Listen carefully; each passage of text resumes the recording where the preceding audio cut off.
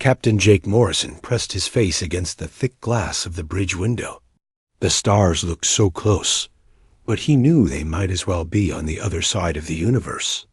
A strange blue light shimmered in the darkness around Earth's solar system. It was beautiful and terrible at the same time. 50 years, he whispered to himself. 50 years since they put up that wall.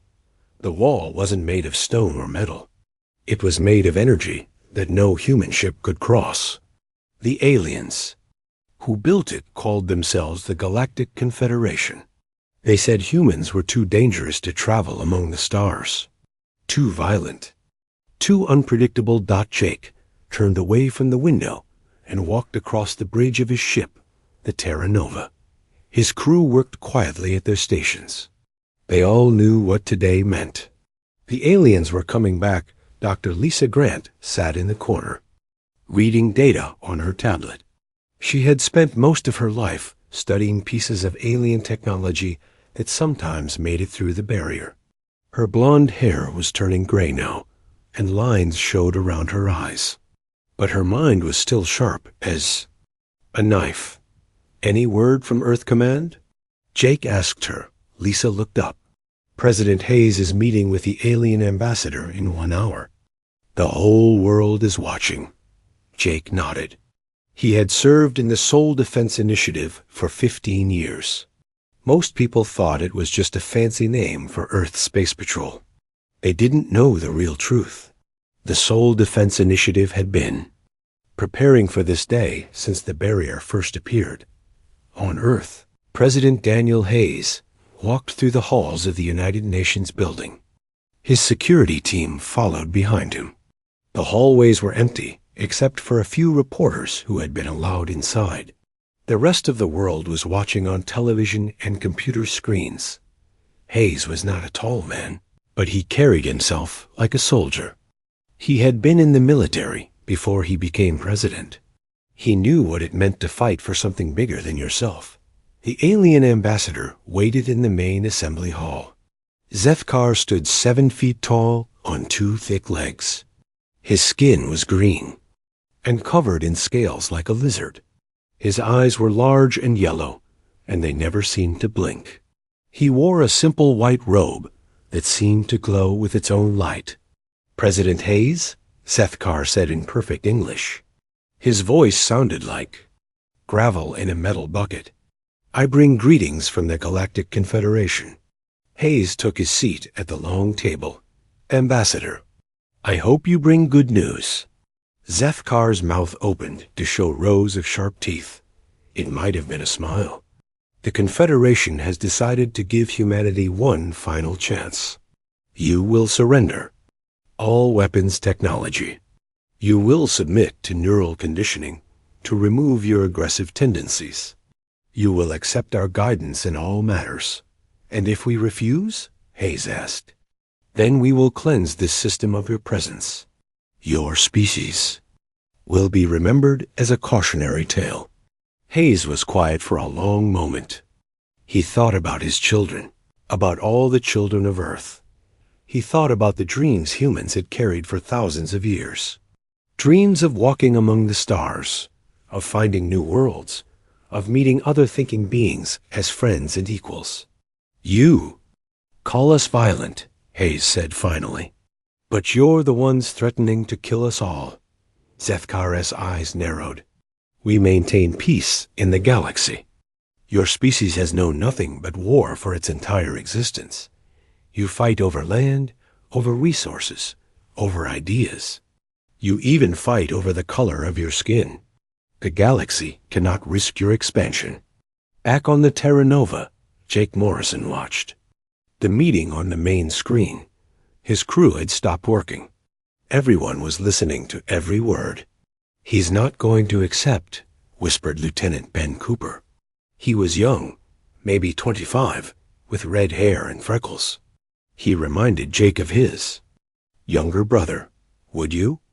Jake asked. Dr. Grant stood up and walked to the front of the bridge. "There's something they don't know," she said quietly. "Something we've been working on for decades." Jake looked at her. "Project Ares?" She nodded. The neural conditioning they're talking about doesn't just remove aggression. It removes creativity, curiosity, the ability to take risks. It turns people into perfect slaves who think they're free. On the screen, President Hayes was standing up. Ambassador Zethkar, I speak for all of humanity when I say this. We will not surrender our freedom. We will not let you change who we are, and we will not go quietly into the night. Zethkar hissed, Then you have chosen death. No, Hayes said. We've chosen to live as human beings. The alien ambassador turned and walked out of the hall. His heavy footsteps echoed in the silence. Jake Morrison turned to his crew. All hands, prepare for battle stations. Send word to all defense platforms. Project Ares is now active. Dr. Grant smiled for the first time in years. They think they know us, she said. They think they understand what it means to be human. They're about to learn they were wrong. High above Earth, invisible to alien sensors, weapons platforms that had been hidden for decades began to power up. On the dark side of the moon, Colonel Amy Parker received her orders and began the final preparations for humanity's greatest gamble. The aliens had studied human history. They knew about the wars, the violence, the destruction. But they had missed something important. They had never learned about the times when humans fought not for conquest, but for survival. Not for power, but for freedom. The barrier around Earth began to pulse with new energy. Alien ships appeared in the darkness beyond the solar system. They came in formations that stretched across space, like silver daggers, pointed at the heart of humanity. Jake Morrison looked out at the stars one more time. Somewhere out there, beyond the barrier, was a galaxy full of wonders that humans had dreamed of seeing. Maybe they would never make it that far. Maybe this was where humanity's story would end. But if it ended here, it would end with humans standing on their feet, fighting for what they believed in. And maybe, just maybe, that would be enough. Colonel Amy Parker floated through the dark tunnel that led deep into the moon's core. Her spacesuit's helmet light cut through the blackness ahead. Behind her, 12 other soldiers followed in silence. They had trained for this mission for years, but none of them had ever seen what waited at the end of the tunnel. How much further? Whispered Sergeant Tim Brown through the radio. 2 more kilometers, Amy replied. Remember, radio silence once we reach the door. The tunnel had been carved 50 years ago, when the aliens first put up their barrier. Earth's governments had worked together on something they called Project Ares. Most people thought it was just a fancy name for building better weapons. They were wrong. Amy's boots touched solid ground as the tunnel ended. A massive steel door stood before them, covered in warning signs in dozens of languages. She pulled out a small device and pressed it against the door's lock. The device beeped 3 times, then the door opened with a soft hiss. The room beyond was huge. The ceiling stretched up so high that Amy's light couldn't reach it. Rows of computer screens lined the walls, all showing different parts of space around Earth. But what caught her attention was the center of the room. A chair sat on a raised platform, surrounded by dozens of cables and machines. It looked like something from a science fiction movie, but Amy knew it was real. This was the heart of Project Ares. My God, whispered one of the soldiers. Not God, said a voice from the shadows. Dr. Lisa Grant stepped into the light. She had arrived an hour earlier through a different tunnel. Something much more human. Amy saluted. Dr. Grant, we're ready to begin. Lisa walked to one of the computer screens. The alien fleet is positioning itself beyond the barrier. They have over 2,000 ships. Each one could destroy a city with a single shot. And we have what?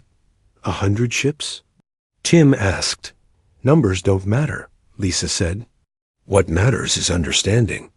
The aliens have been studying us for 50. Years. They know about our wars, our weapons, our technology. But they've never understood the most important thing about humans. She pressed a button, and the screens around the room came alive. Images flashed by too fast to follow. Battles from human history. Soldiers charging across fields. People fighting against impossible odds. Men and women dying for causes they believed in. They study our wars like scientists study insects, Lisa continued. They see the violence, but they miss the reason behind it. They don't understand that sometimes humans fight, not because they want to hurt others, but because they want to protect something precious. Amy walked to the chair in the center of the room. Is this it? The weapon?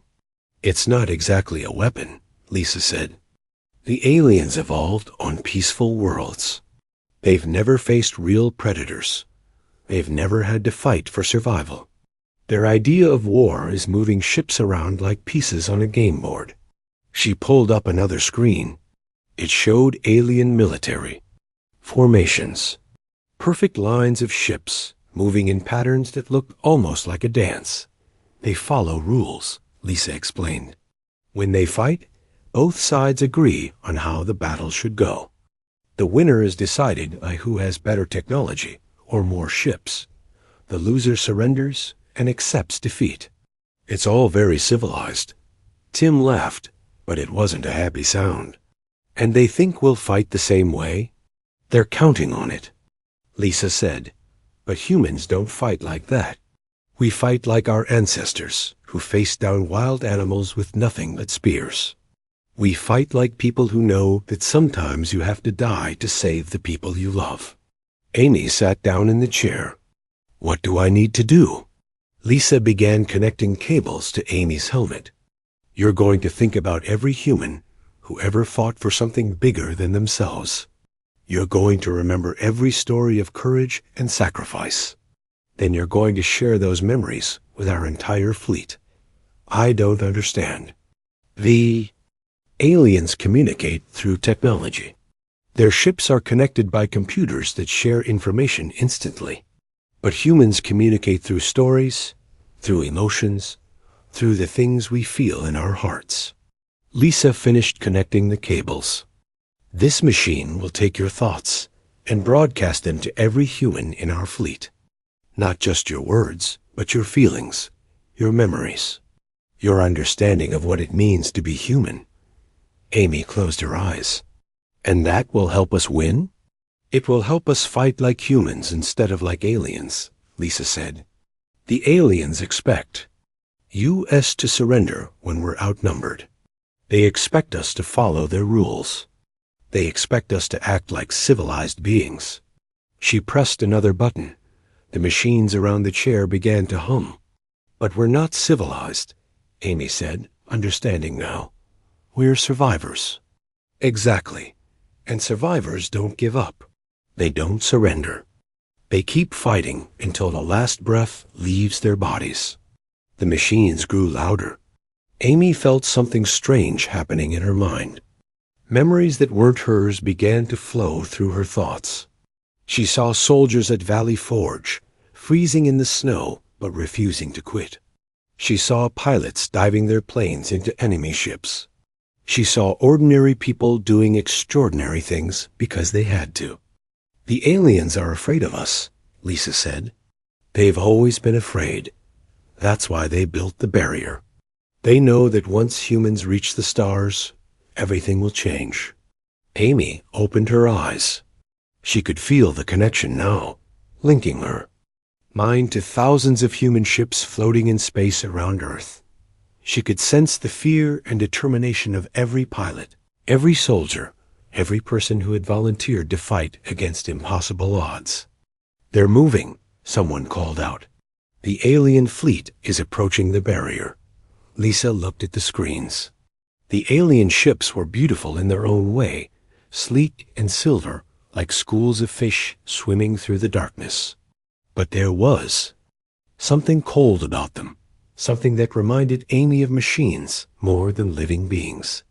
Begin the broadcast, Lisa ordered. Amy closed her eyes again and let her mind reach out to touch the consciousness of every human in the fleet. She shared her memories of Earth, of blue skies and green fields, of children playing in parks, and families eating dinner together. She shared her love for the world they were defending and her willingness to die to protect it. One by one, the human ships began to move. But they didn't move like the alien vessels, in perfect formation. They moved like a pack of wolves, spread out and ready to attack from any direction. The battle for Earth was about to begin. Captain Jake Morrison felt the change the moment Amy Parker's broadcast began. It was like someone had turned on a light in a dark room. Every human in the fleet suddenly understood what they were fighting for, not just with their minds, but with their hearts. All ships, this is Terra Nova, Jake spoke into his radio. The aliens are crossing the barrier. Remember, we don't fight like they do. We fight like humans.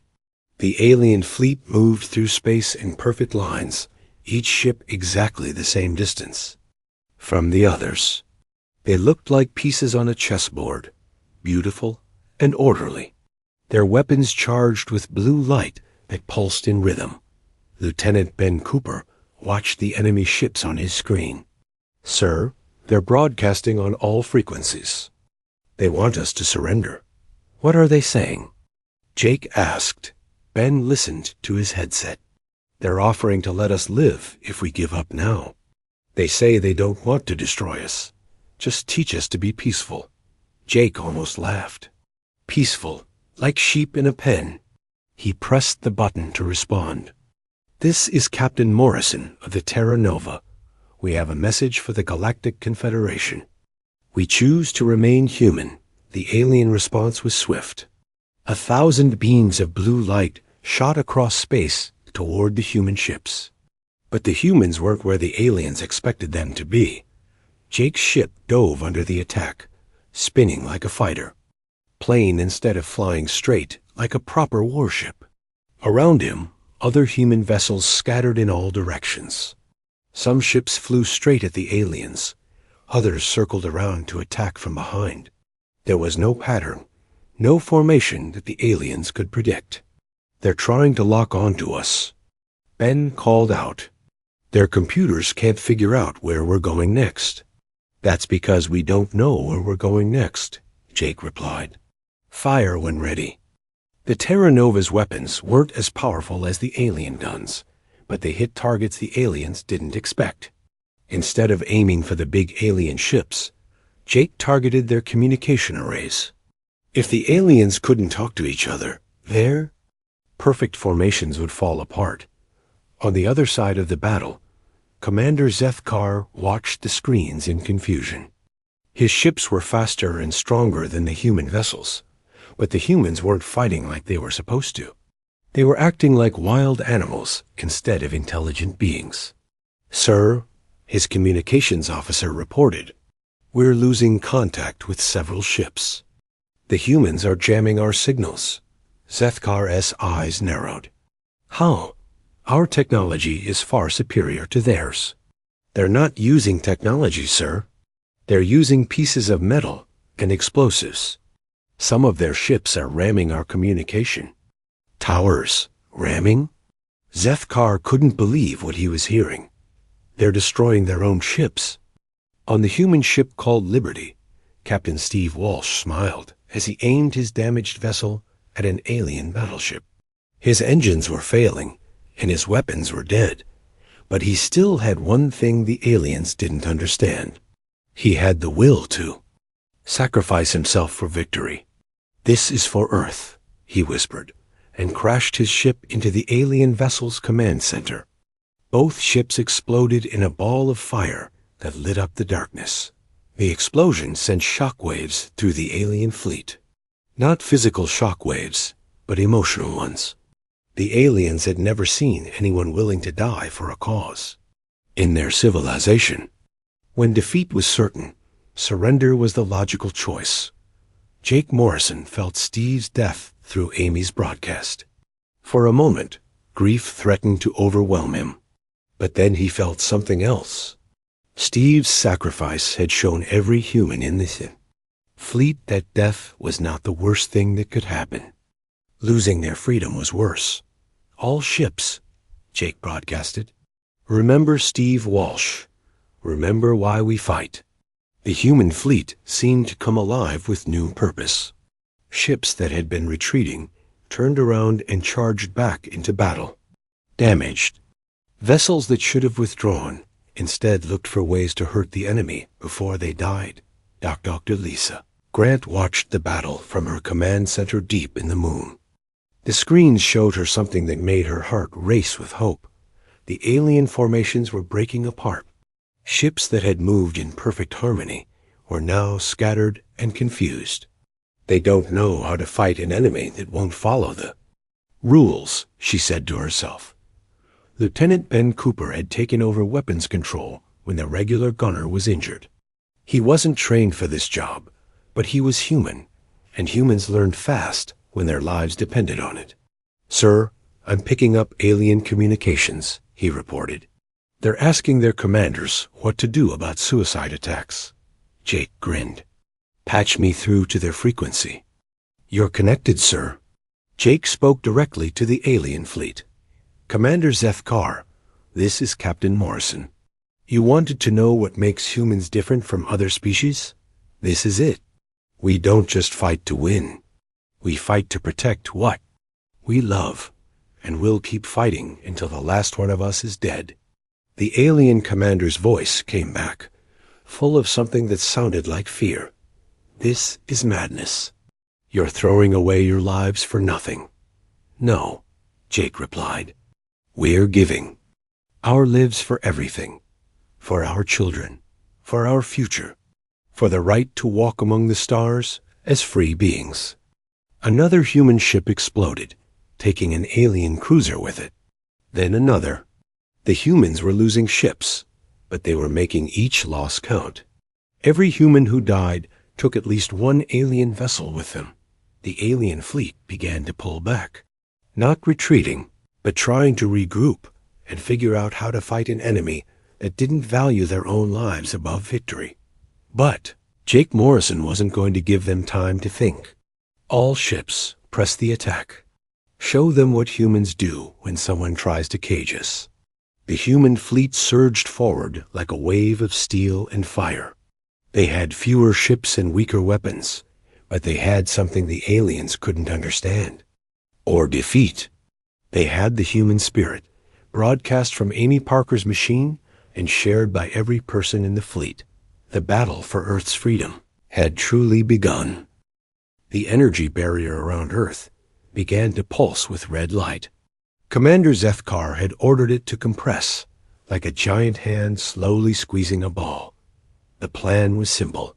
If the alien fleet couldn't defeat the humans in battle, they would crush the entire solar system. Colonel Amy Parker felt the change through her connection to the human fleet. The barrier was getting smaller, pushing all the ships closer together. Soon there would be no room to maneuver, no space to run. Dr. Grant, Amy called out from her chair. The barrier is shrinking. We have maybe 2 hours before it reaches Earth. Lisa Grant looked at her screens. The readings were getting worse every minute. I know. It's time for the final phase. She pressed a series of buttons, and something incredible happened. All around the solar system, objects that had been hidden for 50 years began to wake up. On Mars, the statue of the first human to land there started to glow. On the moon, the memorial to fallen astronauts began to hum with energy.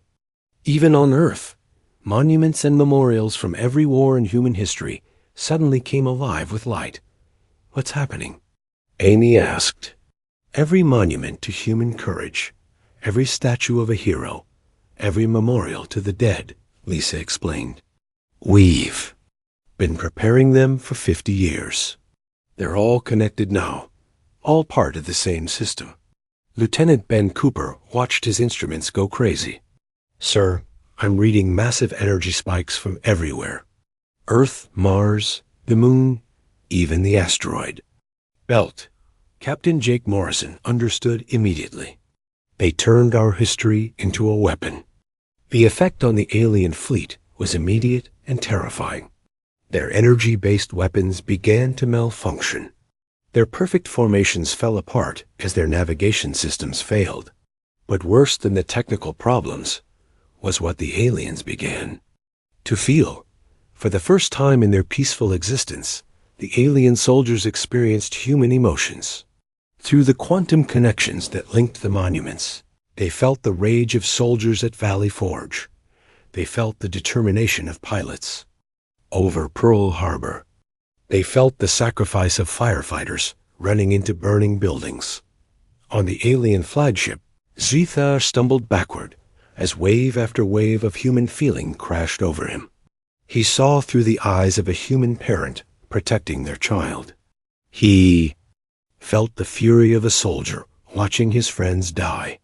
He experienced the love that made humans willing to give everything for strangers they would never meet. "Stop it," he whispered. "Make it stop." But the broadcast was getting stronger. Every human monument, every statue, every memorial was now connected to Amy Parker's machine. The combined history of human struggle and sacrifice poured into the minds of every alien in the fleet. Jake Morrison felt it too, but for him it was like coming home. He saw his grandfather, who had fought in World War II. He saw his great-grandmother, who had worked in factories to support the war effort. He saw countless humans who had faced impossible odds and refused to give up. "All ships," Jake broadcasted. "This is who we are. This is what they're trying to destroy." The human fleet charged forward with new purpose. Ships that had been damaged beyond repair somehow found the strength to keep fighting. Pilots who should have been exhausted discovered energy they didn't know they had. On Earth, President Daniel Hayes watched the battle from his bunker. The screens showed him something that made his heart swell with pride. His people were fighting, not just for their own survival, but for the right to be human. "Sir," his aide reported, "the alien fleet is breaking apart. Some ships are retreating, others are just floating dead in space." Hayes nodded. "They're experiencing what we feel every day. The weight of history, the burden of memory, the responsibility to those who came before us." In the alien fleet, panic was spreading. Soldiers who had never felt fear were now drowning in it. Commanders who had never faced defeat were paralyzed by doubt. The peaceful species that made up the Galactic Confederation had never developed the mental defenses that humans built through generations of struggle. Commander Estar tried to contact his superiors, but the communication systems were failing. The quantum energy from the human monuments was interfering with everything. More than that, his own crew was beginning to question orders for the first time in their lives. "Sir," his weapons officer said, "I don't want to destroy them anymore. I can feel what they feel. They're not monsters. They're just trying to protect their home." Zethkar hissed in frustration. "You're being influenced by their primitive emotions. Fight it," but it was too late. The human broadcast had awakened something in the alien crews that had been sleeping for thousands of years. The ability to feel, to care, to sacrifice for something bigger than themselves. Amy Parker felt the change ripple through space. The alien fleet was no longer united. Some ships were pulling back, others were powering down their weapons. A few were even trying to communicate with the human vessels.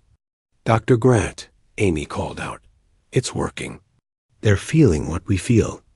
Lisa smiled. Project Ares was never about building better weapons. It was about showing the galaxy who we really are. The energy barrier around Earth began to fluctuate. The aliens operating it were no longer sure they wanted to destroy an entire world. They had felt the love that humans had for their planet, for their children, for their future. Jake Morrison saw his chance. "All ships target the barrier generators. Not to destroy them, but to overload them with our signal." The human fleet turned toward the massive machines that maintained the barrier. But instead of firing weapons, they broadcasted the same signal that Amy Parker was sending. The story of humanity, the history of struggle and hope, the willingness to die for freedom. The barrier generators couldn't handle the emotional overload. One by one, they began to shut down. The red light that had been compressing the solar system flickered and died. For the first time in 50 years, the way to the stars was open. But the real victory wasn't the broken barrier. It was the change in the alien crews. They had felt what it meant to be human, and they would never be the same. The barrier around Earth collapsed like a soap bubble bursting in the wind. For the first time in 50 years, human ships could see the stars without anything blocking their view. But Captain Jake Morrison wasn't looking at the stars. He was looking at the alien fleet, and what he saw surprised him. The alien ships weren't running away. They weren't attacking either. They were just floating in space, their crews trying to understand what had happened to them. Many of the vessels had powered down their weapons. Some were even sending signals that looked like requests to talk. "Sir," Lieutenant Ben Cooper said, "I'm getting communication requests from 12 alien ships. They want to surrender." Jake shook his head. "Not surrender. They want to understand." Dr. Lisa Grant's voice came through the radio from her command center on the moon. "Jake, we're reading massive changes in the alien fleet. Their brain patterns have changed. They're not the same beings they were an hour ago." Colonel Amy Parker slowly opened her eyes in her chair. The broadcast was still running, but it felt different now. Instead of just sending human emotions to the aliens, she was receiving something back. Fear, confusion, but also wonder and hope. "They're trying to talk to me," Amy whispered. "The aliens. They want to know what they're feeling." President Daniel Hayes watched everything from his bunker on Earth. His military advisors were telling him to press the attack while the aliens were confused. But Hayes understood what was really happening. The galaxy was changing, and humanity was at the center of it. "Open a channel to the alien commander," Hayes ordered. Commander Zethkar appeared on the screen, but he looked different. His yellow eyes were wide, with something that might have been tears. His voice shook when he spoke. "President Hayes," Zethkar said, "what have you done to us?" "We showed you what it means to be alive," Hayes replied. "Really alive, not just existing." "I felt a human mother holding her dying child," Zethkar continued. "I felt a soldier giving his life to save strangers. I felt love so strong it hurt. How do you live with such pain?" Hayes was quiet for a moment. "The same way we live with such joy. We accept it as part of being human." Jake Morrison piloted the Terra Nova toward the alien flagship. He wasn't going to attack. He was going to do something that no human had done in 50 years. He was going to meet aliens as an equal. "Sir," Ben said nervously, "are you sure about this?" "They're not our enemies anymore," Jake replied. "They're just scared and confused, like children who suddenly learned that the world is bigger and more complicated than they thought." The alien ship's docking bay opened to receive the Terra Nova. Jake could see alien soldiers waiting inside, but their weapons were lowered. Some of them were shaking. Jake put on his spacesuit and walked through the airlock. The first alien he met was a young soldier with green skin and large eyes. The alien stared at Jake like he was seeing a ghost. "You're real," the alien soldier whispered. "You're actually real." "What do you mean?"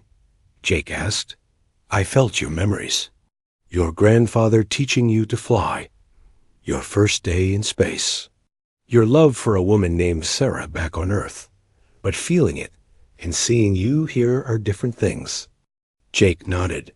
"That's what makes us human. We're more than just our feelings or our thoughts. We're the sum of everything we've experienced. On Earth, something amazing was happening. Ships from other worlds were arriving, but not to attack. These were vessels from species that had been controlled by the Galactic Confederation for thousands of years. They had felt the human broadcast too, and it had awakened something in them that had been sleeping. Dr. Lisa Grant received reports from all over the galaxy. On distant worlds, people who had been peaceful and obedient for generations were suddenly asking questions. They wanted to know why they couldn't feel the way humans felt. They wanted to know what they had lost when they gave up their warrior spirits. "It's spreading," Lisa told Amy through the radio. "The awakening isn't just happening here. It's happening everywhere." Amy smiled from her chair. Maybe that was the real purpose all along. Not to free just humanity, but to free everyone. Jake. Morrison found himself in the alien flagship's command center, talking with Commander Zethkar face to face. The alien commander looked exhausted, like someone who had just woken up from a very long dream. "We thought we were protecting the galaxy," Zethkar said. "We thought peace was the most important thing. But now I understand. Peace without the ability to fight for what you believe in isn't peace. It's just slavery with a pretty name. So what happens now?" Jake asked. Zethkar looked at the screens, showing ships from dozens of different worlds all gathering around Earth. "Now we learn. We learn what it means to feel. We learn what it means to choose. We learn what it means to be truly alive." President Hayes addressed the galaxy from the United Nations building. His words were broadcast to every world, every ship, every being that could receive them. "People of the galaxy," Hayes said, "humanity doesn't want to conquer you. We don't want to rule you. We want to stand beside you as equals. We want to help you remember what you used to be before fear made you give up your strength." The response was immediate. Messages poured in from across the galaxy. Species that had been silent for centuries suddenly had voices again. Worlds that had been peaceful and empty suddenly rang with the sounds of life and argument and passion. Jake Morrison stood on the bridge of the Terra Nova, looking out at the stars that were finally open to humanity. But he wasn't thinking about conquest or exploration. He was thinking about responsibility. "Ben," he said to his young lieutenant, "do you know what we've really done today?" "We won our freedom, sir?" Jake shook his head. "We reminded the galaxy what freedom costs. Now we have to help them learn how to pay that price." In the distance, Earth hung like a blue jewel against the darkness. It was no longer a prison. It was a beacon, showing the galaxy that sometimes the most important battles are fought not with weapons, but with the courage to remain true to who you are. The god of war that humanity had unleashed wasn't destruction. It was the will to fight for what was right, even when the cost was everything. And across the galaxy, that will was spreading like fire, burning away 50,000 years of enforced peace and awakening the warrior spirits that had been sleeping in the hearts of every thinking being. The stars were free, and so was everyone who lived among them.